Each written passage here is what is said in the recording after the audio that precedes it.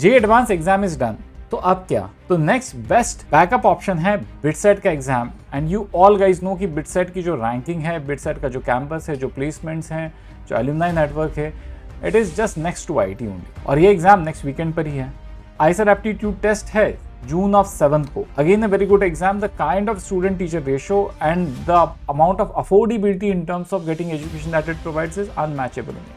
लेकिन ये तो आपको ऑलरेडी पता है, इसमें आपको नई इन्फॉर्मेशन क्या दे रहा हूँ। नई इन्फॉर्मेशन ये है कि हर स्टूडेंट इस पॉइंट ऑफ टाइम पे एग्जॉस्टेड फील करता है। 2 साल की कंटिन्यूस टेस्ट प्रिपरेशन, डेली पढ़ाई करना से अब आप थक गए हो। साइकोलॉजिकली हर इंसान फील करता है मेरा हो गया बस अब। High, I am founder of track-B. अगर आप वो स्टूडेंट है जो ये मेंटल एग्जॉस्शन फील कर रहे हैं और आपके अंदर क्लैरिटी नहीं कि नेक्स्ट 7 डेज में मेरी स्ट्रैटेजी क्या होनी चाहिए या जून 7 तक मेरी स्ट्रैटेजी क्या होनी चाहिए, तो वीडियो को बिल्कुल स्किप नहीं करना है, आखिरी तक देखिए। आइए पहले क्वेश्चन से स्टार्ट करते हैं, दैट इज योर एग्जॉस्शन। अब एग्जॉस्शन क्यों फील होता है? ये इसलिए क्योंकि आपकी सेंस ऑफ आइडेंटिटी आपके पास्ट और फ्यूचर में टाइड है। दैट वुड मीन मैं अभी सोच रहा हूँ कि मैंने आज तक कितनी प्रिपरेशन करी, कितने टेस्ट दिए, कितनी मेहनत करी है मैंने, तो this is you in past, this is not your present. Secondly, आपके मन में थॉट है कि मेरा फ्यूचर में क्या होगा, क्या मैं आईआईटी पहुंच जाऊंगा, मेरे जेईईएस में क्या रिजल्ट आएगा, मुझे क्या ब्रांचेस मिलेंगी, ये सारी कैलकुलेशन आपकी ऑलरेडी शुरू हो चुकी है। लेकिन रियलिटी ये है बेसिकली कि पास्ट तो ऑलरेडी खत्म हो चुका है और अभी फ्यूचर आया नहीं है। We are there in between, that is present. और प्रेजेंट के अंदर जो आपके सर्कमस्टेंसेस हैं, आपके पास एक ही लॉजिकल कोर्स ऑफ एक्शन है और वो जो आपकी सिचुएशन डिक्टेट करती है, that is prepare for the next best exam. Psychology में एक थ्योरी है जिसे कहा जाता है ईगो डिप्लीशन थ्योरी। ये थ्योरी भी इसी बात को बताती है कि जब हमें इस तरह का एग्जॉशन फील हो तो हमारा क्या कोर्स ऑफ एक्शन होना चाहिए उस एग्जॉशन को इरेडिकेट करने के लिए। तो रिकमेंड्स 2 वेरी स्पेसिफिक थिंग्स और ये कॉमन सेंसिकल भी है। One is 48 hours of complete rest. मतलब 48 आवर्स आपके जे एडवांस का एग्जाम खत्म होने तक आप कुछ मत सोचिए, बिटसेट नहीं, आईसर एप्टीट्यूड टेस्ट नहीं, कुछ नहीं, complete rest. A clean diet would again help you to reduce your exhaustion. तो अगर मैं अच्छा खाना खाऊंगा तो ऑब्वियस सी बात है मेरे बॉडी को बेटर न्यूट्रिशन मिलेगा, मेरी रिकवरी फास्ट होगी। बिकॉज कभी कभी हमें रियलाइज नहीं होता लेकिन ब्रेन भी इस बॉडी का एक ऑर्गन है जो भी फिजिकली टायर आउट होता है। Second idea is Bitset can give you a new novelty experience in this period of heavy lifting with JEE advanced questions। तो दूसरी साइकोलॉजी की थ्योरी है that is attention restoration theory, कि हम अपने attention को रिस्टोर कैसे करें। That exactly talks about this कि जब जगह आपका अटेंशन डिप्लीट होगा, if you do something that gives you effortless attention, तो ये आपको रिचार्ज करने में फर्दर हेल्प करेगा। And BITSAT will give you that novelty experience of a simple exam जिसके अंदर थोड़ी इंग्लिश भी है, जिसके अंदर थोड़ी एलआर भी है, और वो हमें हेल्प करेगा इस रिकवरी प्रोसेस के अंदर।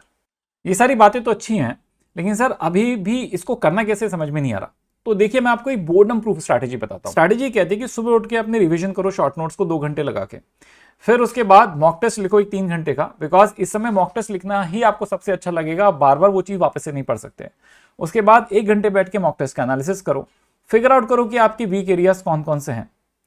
उन वीक एरियाज को आप 3 कैटेगरीज में डिवाइड कर सकते हो। वो चीज जो आप इंप्रूव कर सकते हो by doing revision, put that in revision list. वो सारी चीजें जो आप इंप्रूव कर सकते हो by doing practice, put that in practice list. वो सारी चीजें जो इंप्रूव कर सकते हो by preparing some more content, put that in content list.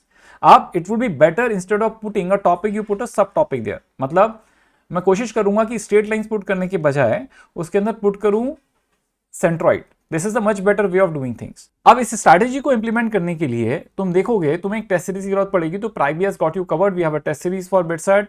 आपको पेपर एनालिसिस के लिए हो सकता है किसी टीचर की जरूरत पड़े, आप खुद ना कर पाए, तो प्राइबी has again got you covered.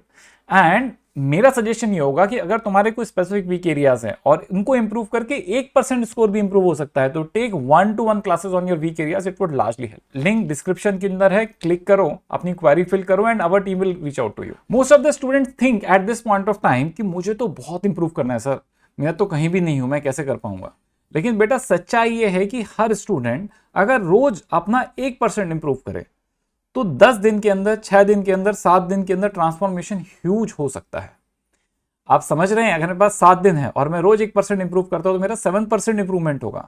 अब आप एग्जाम जो दे रहे हैं उसका 7% कैलकुलेट करिए कि कितना बड़ा नंबर है, then you will be able to realize that कि आप कितना बड़ा ट्रांसफॉर्मेशन अपने जर्नी के अंदर कर सकते हैं।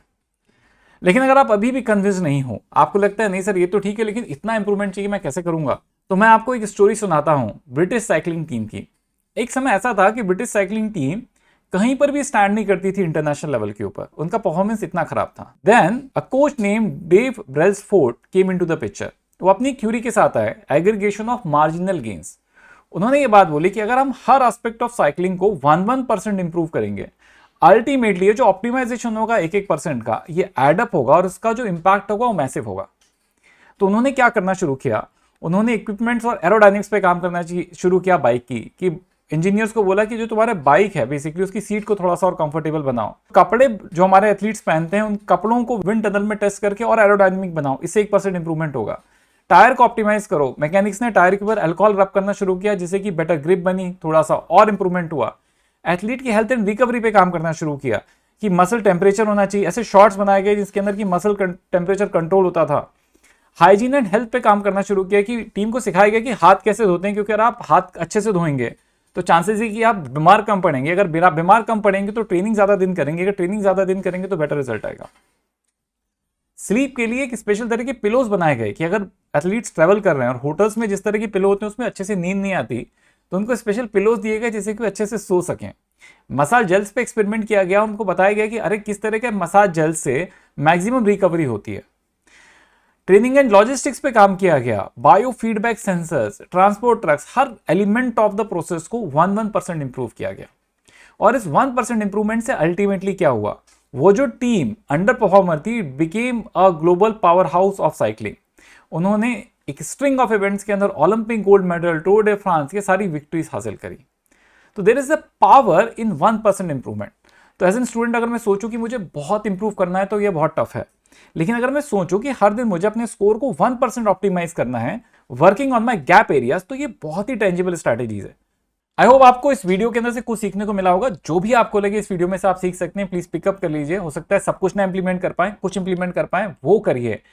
Like the video, let your friends know who require this information you think that would be useful for them. Channel को सब्सक्राइब करो। We are going to go in deep regarding counselling, colleges etcetera in future. It is largely going to help you out. See you until next one, bye.